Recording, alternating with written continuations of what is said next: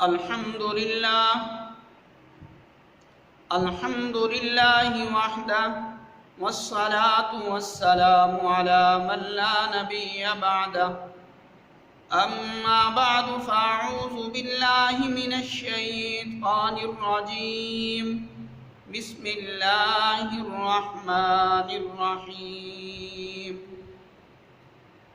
لا خير في كثير من نجواهم إلا من أمر بصدقة أو معروف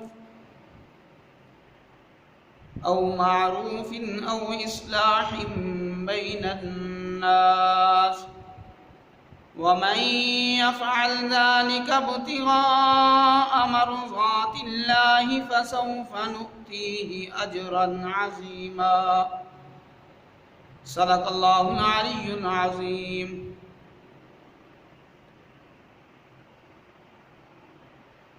اللہ کی کتاب لا ریب میں سے جو آیت مبارکہ میں نے تلاوت کی ہے، اس آیت مبارکہ میں اللہ رب العزت نے 3 کاموں کے کرنے کا حکم فرمایا ہے۔ جو انسان ان 3 کاموں کو کرنے والا ہوگا، اللہ اس انسان کو ان 3 کاموں کے بدلے میں 2 انعامات سے نوازے گا۔ ان میں سے ایک انعام ہے اللہ کی رضا، کہ جو انسان ان 3 کاموں پر عمل کرنے والا ہوگا تو اس کو اللہ کی رضا حاصل ہو جائے گی۔ اور دوسرا انعام یہ ہے کہ اللہ اس کو بہت بڑے اجر سے نوازیں گے۔ ہم دنیا کے لوگوں کو خوش کرنے کے لیے کیا کچھ نہیں کرتے، ہم اپنے عزیز و اقارب کو خوش کرنے کے لیے کیا کچھ نہیں کرتے۔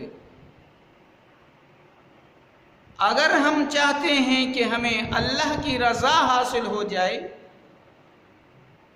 تو ہمیں یہ 3 کام ہر حال میں کرنے پڑیں گے۔ پہلا کام کیا ہے؟ لا خیر فی کثیر من نجواہم الا من امر بصدقۃ۔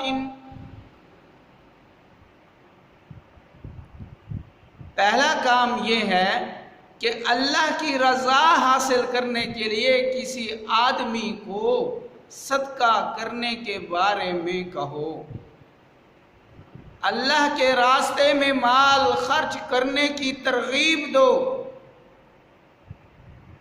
لیکن یہ بظاہر زبان سے ترغیب دینا یہ بہت زیادہ ہی آسان ہے، لیکن اس میں لوگوں کا دکھلاوا نہیں ہونا چاہیے، اس میں اللہ کی رضا مقصود ہونی چاہیے۔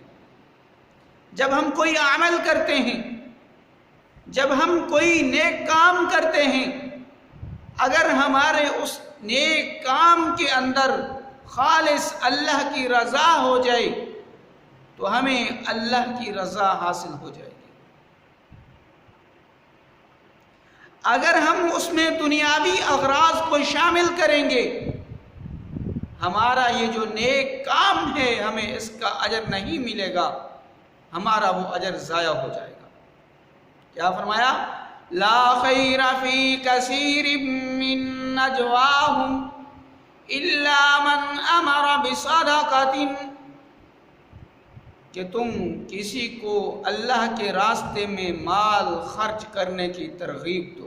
یہ پہلا عمل ہے کہ اگر انسان یہ عمل کرنے والا بن جائے اور اللہ کی رضا کو ملحوظ نظر رکھے تو اس انسان کو اللہ کی رضا حاصل ہو جائے گی۔ دوسرا عمل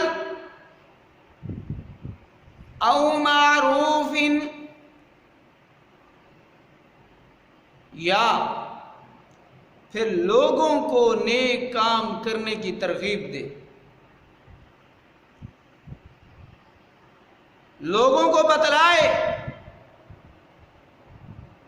کہ یہ راستہ جو ہم اپنا رہے ہیں یہ غلط راستہ ہے، سیدھا راستہ یہ ہے۔ اگر ہم دنیا اور آخرت کی کامیابی چاہتے ہیں تو ہمیں برا راستہ چھوڑنا پڑے گا، ہمیں گناہوں کو چھوڑنا پڑے گا۔ اگر ہم اللہ کی رضا چاہتے ہیں تو پھر ہمیں اللہ کی رضا حاصل کرنے کے لیے نیک کام کرنے پڑیں گے۔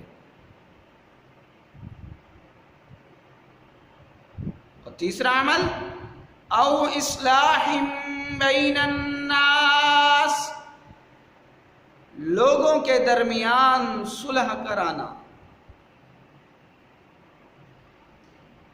اگر دو مسلمان بھائیوں کے درمیان لڑائی ہو چکی ہے، ان کے تعلقات ٹوٹ چکے ہیں، ان کے درمیان صلح کرائی جائے، یہ عمل بھی اللہ کو بہت زیادہ پسند ہے۔ لیکن آج کل ہم معاشرے میں دیکھتے ہیں ہمیں کیا نظر آتا ہے، ہماری جس کے ساتھ دعا سلام زیادہ ہوتی ہے ہم اس کے ساتھ مل کر دوسرے پر ظلم کرنا شروع کر دیتے ہیں۔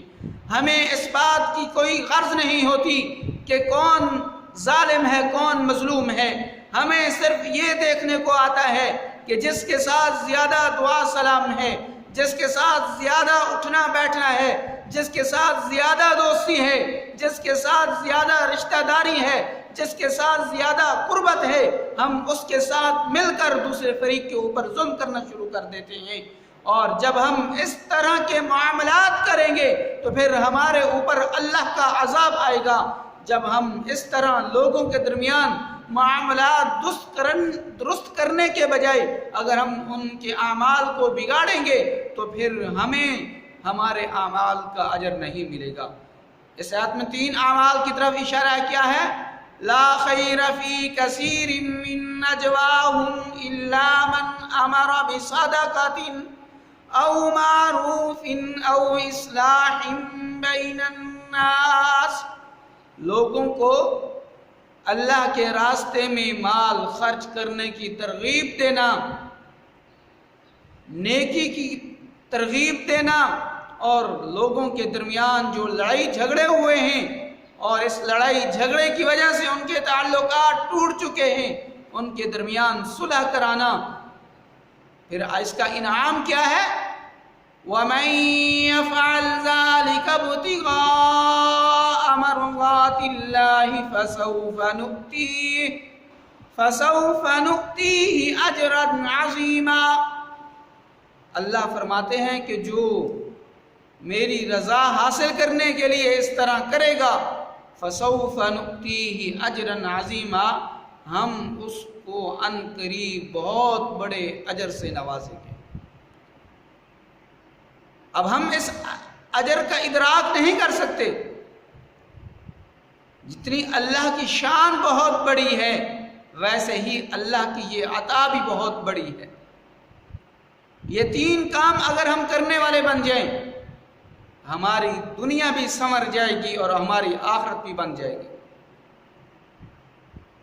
تو دعا ہے کہ اللہ ہم سب کو صحیح معنی میں اس پر عمل کرنے کی توفیق عطا فرمائیں، اور آپ حضرات سے گزارش ہے کہ ہماری اس ویڈیو کو سنیں بھی صحیح اور اس پر عمل کرنے والے بنے، اور ہمارا جو مقصد ہے کہ لوگوں کے اندر دین کا جذبہ پیدا ہو اور ہمارے اندر جو کمی کوتاہیاں ہیں وہ ہماری کمی کوتاہیاں دور ہوں، اور ہمارا معاشرہ جو بگڑا ہوا ہے ہمارا مقصد ہے کہ ہم دین لوگوں تک پہنچا کر ہم اپنے معاشرے کی اصلاح کرنے والے بن جائیں۔ وما علینا الا البلاغ المبین۔